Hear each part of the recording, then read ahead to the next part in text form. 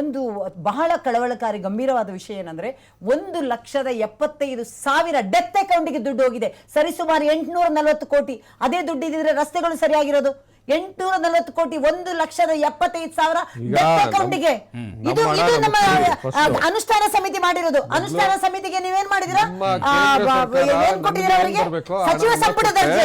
ಅದಕ್ಕೋಸ್ಕರ ಅದನ್ನ ನೋಡ್ಕೊಳ್ಳಕ್ಕೆ ಕಾಂಗ್ರೆಸ್ ಪಕ್ಷದ ಕೆಲಸಗಾರರನ್ನು ಅವರ ಮೆಂಬರ್ಗಳನ್ನು ನೇಮಿಸಿರೋದು. ಇಷ್ಟಾದ್ರೂ ಕೂಡ 1,70,000 ಡೆತ್ ಅಕೌಂಟ್ಗೆ 840 ಕೋಟಿ ಜನರ ಟ್ಯಾಕ್ಸ್ ದುಡ್ಡು. ಕಳವಳಕಾರಿ ಅಲ್ವಾ ಇದು?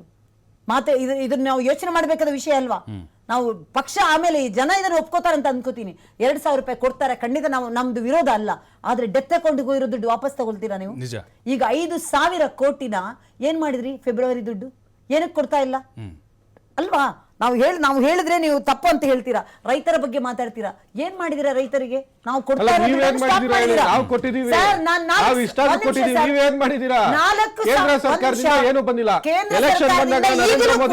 ಮೈಸೂರ್ನ ಪ್ಯಾರಿಸ್ ಮಾಡ್ತೀವಿ ಅಂತ ಹೇಳ್ರಿ ಮಾಡಿದ್ರಿ. ನರೇಂದ್ರ ಮೋದಿ